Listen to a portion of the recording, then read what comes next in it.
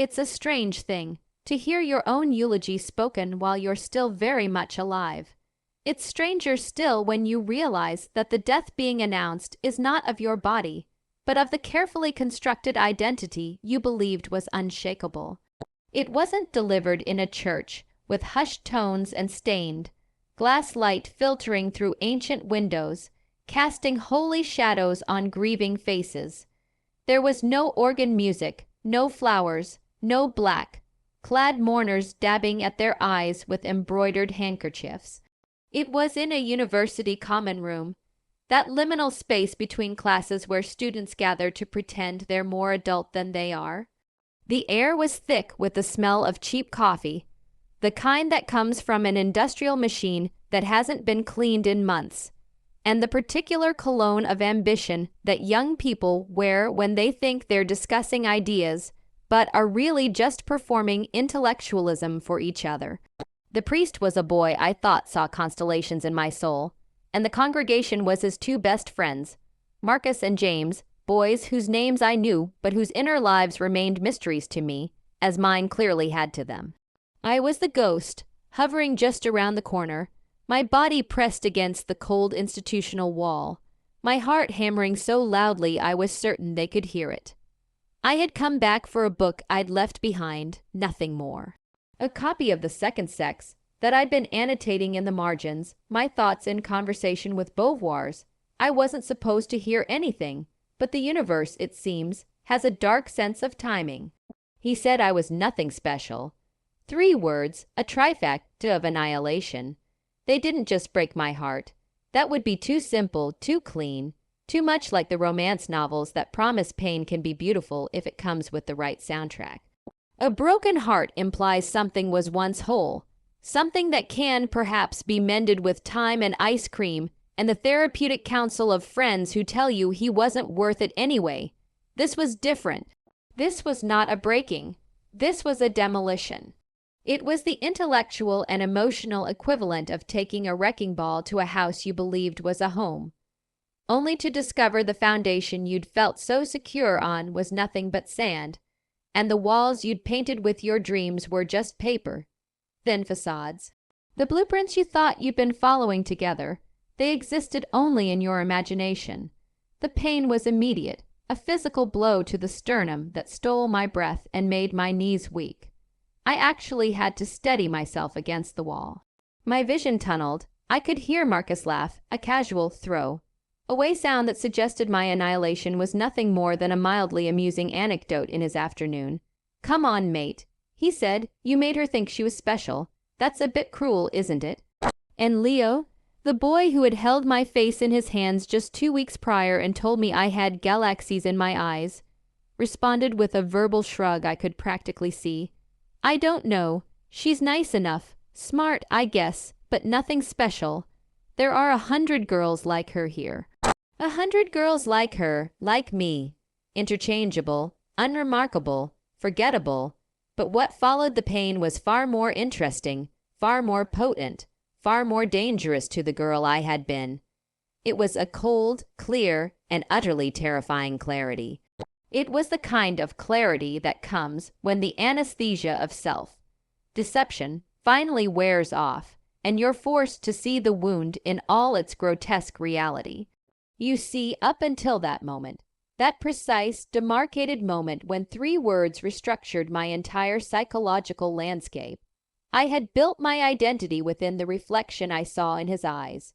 Not just in his eyes, if I'm being ruthlessly honest. In the eyes of many people, but his eyes had become the primary mirror, the one I checked most frequently, the one whose reflection I trusted most completely. My specialness was a quality he conferred upon me, like a title or a degree.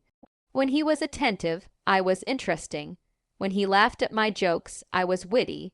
When he sought me out in a crowded room, I was valuable. When he introduced me to his friends, I was worth introducing.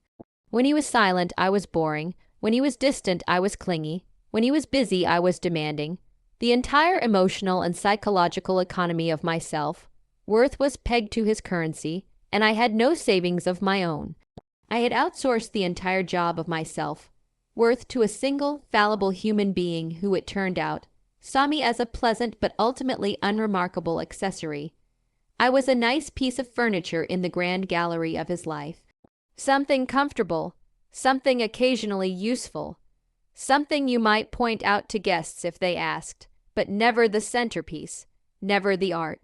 And that realization, that philosophical shift from subject to object, from protagonist to prop, was simultaneously the most devastating and the most important moment of my young life. I don't remember walking away from that wall. I don't remember leaving the building, or crossing the quad, or climbing the stairs to my dorm room. I have a vague sense memory of my roommate, Sarah, asking if I was okay, and of my voice, sounding strange and far away, like it was coming from underwater, saying something about a headache. I remember lying on my narrow dorm bed, staring at the ceiling with its water stain that looked like a continent I couldn't name, and feeling something inside me that I can only describe as a fundamental structural collapse. Have you ever watched a building being demolished? Not in a movie, but in real life. I had once when I was younger. My father had taken me to see it because I was interested in architecture. They don't just hit it and it falls.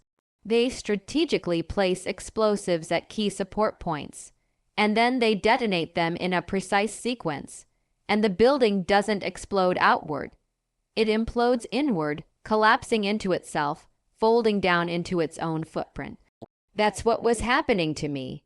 Every support beam I had constructed my identity on was revealed to be load, bearing nothing, and I was collapsing inward. The initial primal impulse was one you're probably familiar with, one that our culture actually encourages, even celebrates. The desire for revenge, not the physical kind. I'm not violent, and besides, what would that solve? But the psychological kind. The kind that involves transformation as warfare. I wanted to become so spectacular, so dazzling, so undeniably exceptional that he would be forced to witness my glory and be consumed by regret. I wanted to become a monument he would have to walk past every day, a shining, unattainable peak he could see from every window but never climb. I wanted my success to be the irrefutable measure of his failure of perception. I wanted him to lie awake at night, years from now, thinking I had her and I didn't know what I had. It's a very Western narrative, isn't it?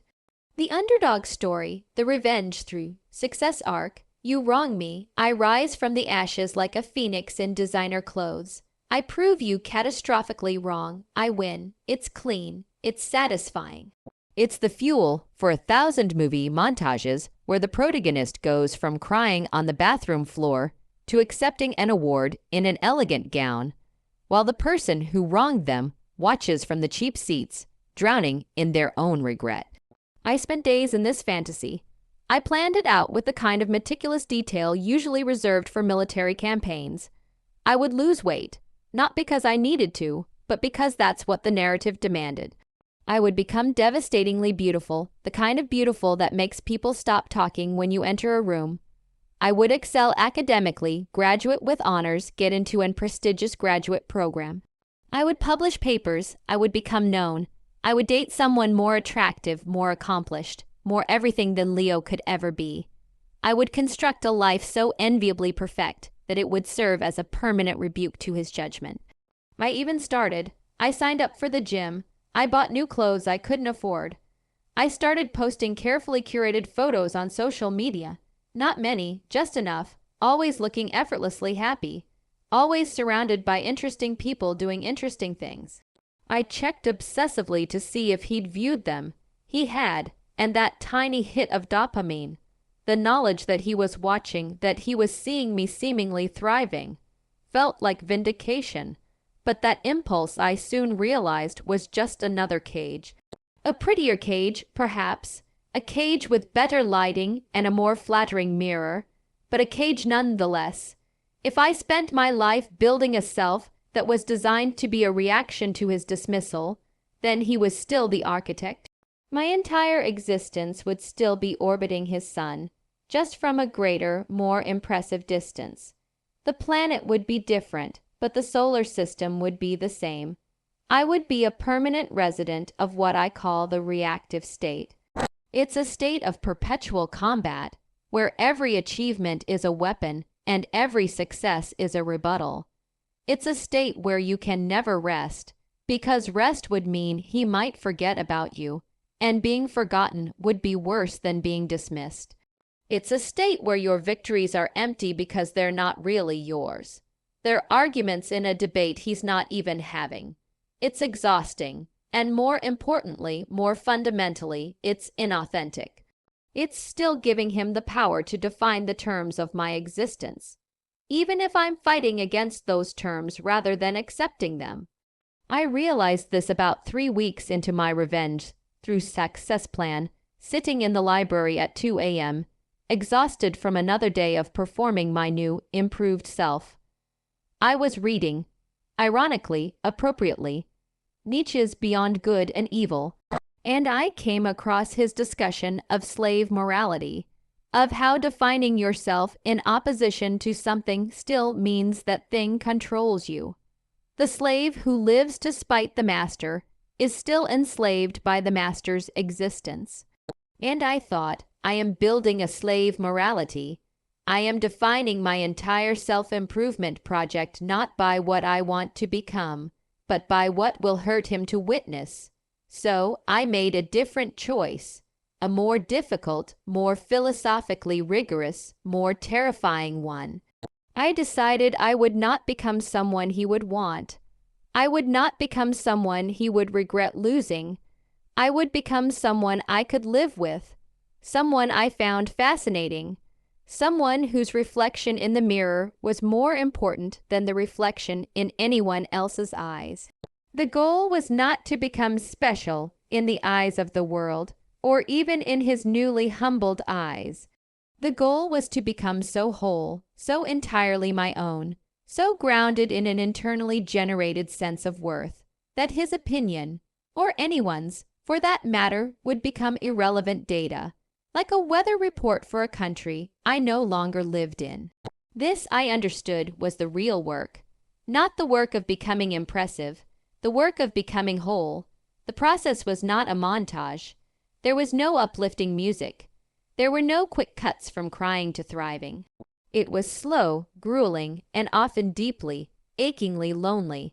It began with a radical act of subtraction, which is counterintuitive in a culture that tells us transformation is always about addition. I subtracted his presence. Not dramatically, not with a big confrontation or a letter explaining all the ways he'd hurt me. I stopped lingering in the common room where I knew he'd be. I stopped accidentally, walking past his favorite coffee shop. I let his texts go unanswered, not with the calculated silence of someone playing hard to get, but with the genuine disinterest of someone who had realized the conversation was no longer relevant. When he finally called, surprised by my absence, I answered and was polite and brief. "I'm busy," I said. "I have a lot going on." It wasn't a dramatic block. It was a quiet fading, like a photograph left in the sun. I created a vacuum where he used to be, and nature, as they say, abhors a vacuum. Into that silence, slowly, tentatively, like someone testing the weight of ice on a frozen lake, I started to pour myself. I went back to the things I had loved before I ever knew his name. The dense Russian novels, Dostoevsky, Tolstoy, Bulgakov, that I'd abandoned because he found them depressing and pretentious, as if the depth of human suffering explored in those pages was somehow less valid than the thriller novels he preferred.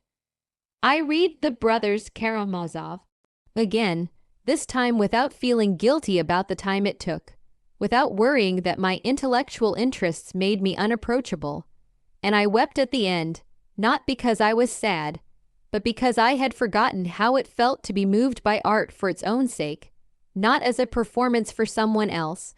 The early morning runs I'd skipped to have coffee with him. I started those again. At first, it was punishment, my body protesting every step, my lungs burning in the cold morning air. But gradually, it became meditation. Just me and my breath, and the rhythm of my feet on the pavement. No one watching, no one to impress, just movement for the sake of movement, strength for the sake of strength. I signed up for the philosophy seminars I'd been too intimidated to take. Not to become smart for him, not to be the kind of girl who could discuss Kant at parties, but to satisfy a gnawing hunger in my own mind. The hunger had always been there, I realized. I had just been taught to be ashamed of it, to hide it, to pretend I was simpler than I was because simplicity was more attractive. In those seminars, I was often wrong. I said stupid things, I misunderstood complex arguments, and it was liberating because I wasn't performing, I was learning. I started writing again, not for an audience, not for a blog or social media, or even for my friends to read, but to untangle the knot of my own thoughts. Stream of consciousness pages that no one would ever see, arguments with myself, questions I couldn't answer, observations about the world that didn't need to be profound or publishable, just honest. I was excavating the person I had been before I decided she needed a boy's validation to be valid. And what I found, buried under years of performance and people, pleasing and shape, shifting to fit whatever I thought was expected of me, was someone I'd almost forgotten. Someone curious, someone with opinions, someone who liked her own company. This is the psychological work we so often skip. We think transformation is about addition, new clothes, new skills, a new, more impressive persona. We think we need to become more, but true, lasting empowerment begins with excavation. It's about stripping away the layers of who you thought you were supposed to be, who you performed being, who you pretended to be, to find the unshakable core of who you are. It's archaeological work. It's dirty, it's slow. You have to sift through a lot of debris.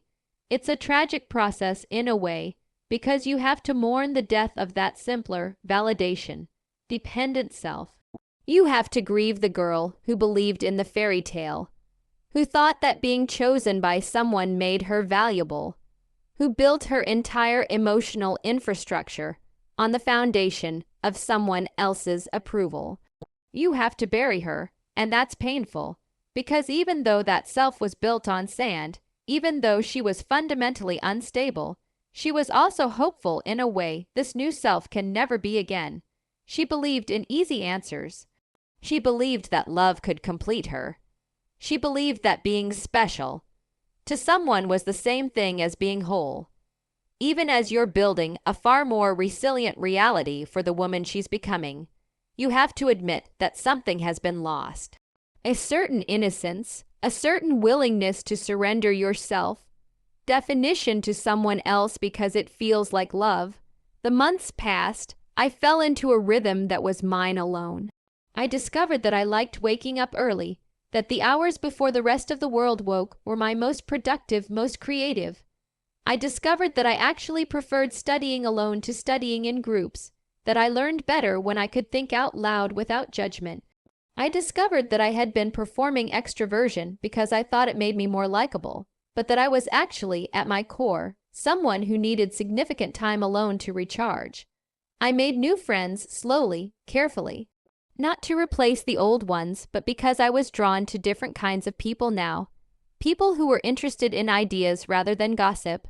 People who asked questions rather than making statements. A graduate student named Priya, who was writing her dissertation on post-colonial literature and who introduced me to Gayatri Spivak. A quiet boy named David who played chess in the library and who taught me the beauty of slow, strategic thinking. An older professor, Dr. Morrison, who held weekly informal discussions about philosophy in her office and who treated my half-formed thoughts with the same seriousness she treated established scholars. These people didn't know the old me. They didn't know the girl who had organized her schedule around Leo's. They met the person I was becoming, and they seemed to like her. Not because she was performing specialness, but because she was genuinely interested in ideas in the world in them. I remember one specific night, about 6 months into this process of reconstruction. I was in the library. I had become a creature of the library, finding in its quiet permanence a kind of sanctuary. I'd just grasped a particularly difficult concept in existentialist philosophy. Sartre's idea of radical freedom, of existence precedes essence, that we are condemned to be free, that we are nothing but the sum of our actions, and nothing else, that there is no fixed human nature, no predetermined self, no essential me, that exists independently of what I choose to do. It hit me with the force of a physical law, like gravity or thermodynamics. If I am truly free, then I am not defined by what he said. I am defined by what I do with what he said. His words were an event. My response was my character. His judgment was a fact of history, something that happened. My liberation was a choice, something I was making continuously every day. He had said I was nothing special. That was his observation, his opinion, his failure of imagination. But it had no ontological weight. It didn't make me nothing special. It revealed that he saw me as nothing special, which said infinitely more about the limits of his perception than it did about the limits of my being. I could choose to accept his definition, or I could choose to reject it, or, and this was the insight that truly transformed me, I could choose to recognize that his definition was simply irrelevant to the project of my self-construction. He was a person I had known. He had made an observation, I had overheard it, that was the extent of its power over me unless I gave it more. That was the moment I stopped being a reaction to his cruelty and started being an action of my own creation. I sat in the library for hours that night, watching the darkness deepen outside the tall windows, watching other students come and go, disappear into their own lives and their own dramas, and I felt, for the first time in months, something like peace. Not happiness, not yet, but peace, the kind that comes from clarity, from knowing who you are independent of who anyone else thinks you are. I became prolific, not for a transcript or a resume, not to build an impressive portfolio that would make anyone regret underestimating me, but for my soul. I wrote papers that went far beyond the assignment requirements, not for the grade, but because I genuinely wanted to understand the questions I was grappling with. I attended lectures and talks and readings. I joined a writing group. I volunteered at a community literacy program, teaching adults to read, which put my own problems into stark perspective. I started learning piano again, something I'd abandoned in high school. I was terrible at it, and it didn't matter. No one was grading me. No one was watching. I was doing it for the pure pleasure of getting slightly less terrible over time. My world, which had once felt so small and centered on one person, which had contracted to the size of his attention, began to expand at an exponential rate. The universe, I discovered, was vast and full of interesting things, and I had been staring at one tiny, unremarkable corner of it, thinking it was everything. I met other people, writers, artists, thinkers, activists, scientists, who were engaged in their own acts of creation, their own struggles with meaning, their own projects of self-construction. Our conversations weren't about who liked whom or who was dating whom or who had said what at the party. They were about ideas, about art, about politics, about the terrifying and beautiful responsibility of crafting a meaningful life in an absurd universe, about what we owed to each other and to ourselves, about how to live ethically in an unethical world, about beauty and truth and justice and whether any of it mattered if we all die in the end anyway. In their eyes, I wasn't Leo's ex, or that nice girl, or even Anna, you know, the one who's pretty and smart. I was just Anna.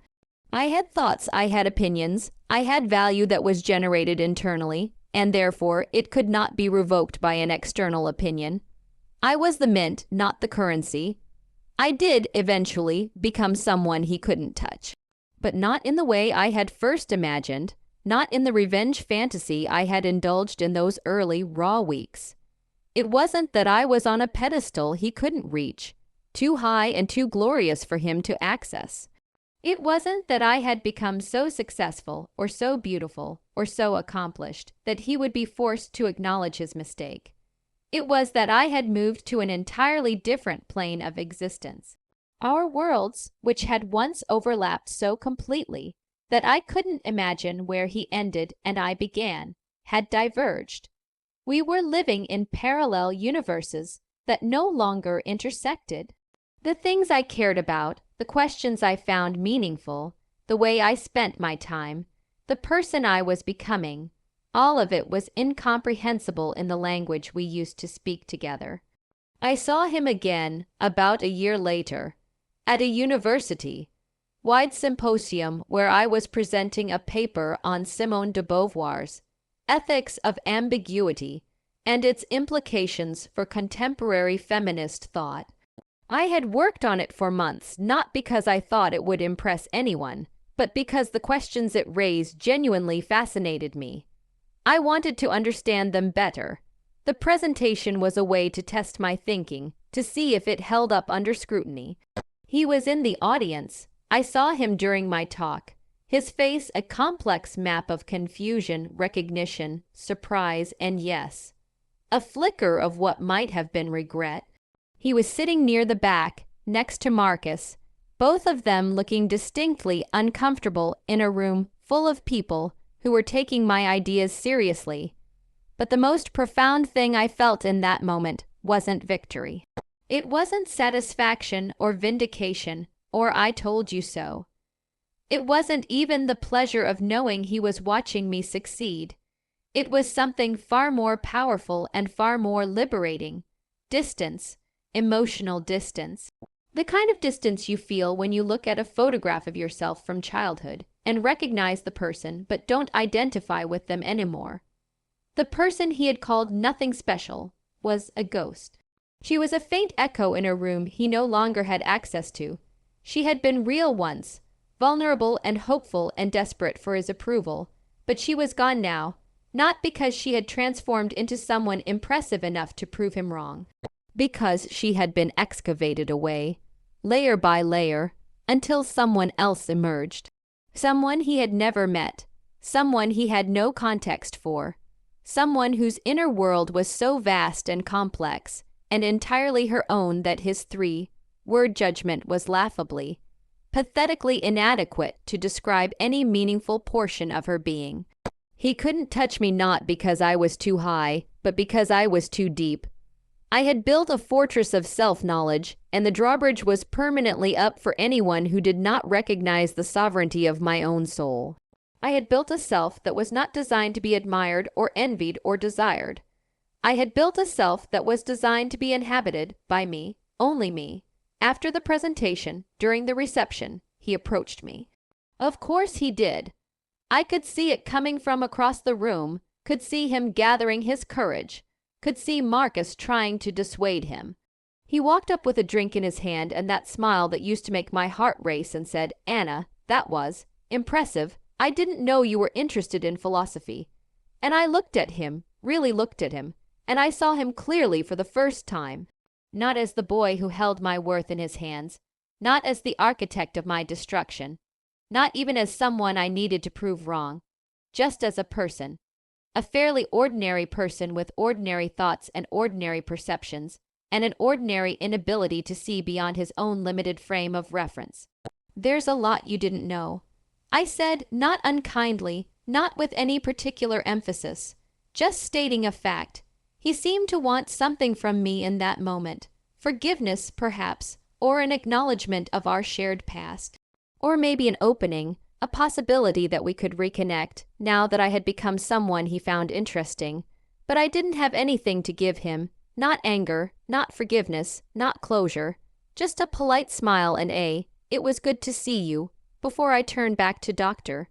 Morrison, who was waiting to introduce me to a visiting scholar who had questions about my paper.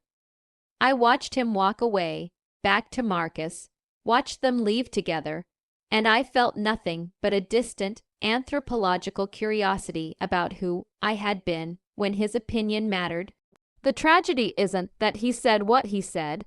The tragedy is that our culture teaches so many of us, especially women, especially young women, especially those of us who are taught from birth that our value lies in being chosen, to build our homes in other people, to seek our worth in their fleeting appraisals, to define ourselves by how we are perceived rather than who we are. The tragedy is that we are taught to be mirrors rather than lamps, to reflect others' light rather than generate our own. The tragedy is that we are given a script that tells us our story begins when someone else notices us and ends when they look away. The tragedy is that we measure our worth in units of male attention, as if their gaze is the sun and we are planets who will freeze and die in its absence. The tragedy is that it often takes such a brutal eviction, such a catastrophic demolition of the self we thought we had built, to force us to build a home within ourselves, that we have to lose ourselves completely in someone else before we realize we were selves to begin with.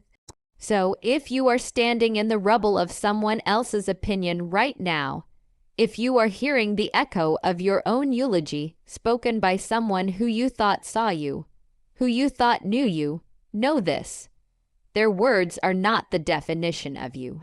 They are not truth written in stone. They are not an accurate assessment handed down by some objective authority. They are merely their observation, filtered through their limited perception, shaped by their own fears and insecurities and failures of imagination. And more importantly, their words, as devastating as they feel right now, as definitive as they seem, are merely the catalyst for your becoming. They are not the end of your story. They are not even the middle. They are the inciting incident, the earthquake that reveals the fault lines, the demolition that clears the ground for new construction. Do not spend your life building a monument for them to admire. Do not make them the audience for your transformation. Do not give them the satisfaction of being the reason you became great. Spend your life building a world for yourself to inhabit. Build it according to your own specifications, your own aesthetic, your own values. Build it deep rather than tall. Build it for permanence rather than for display.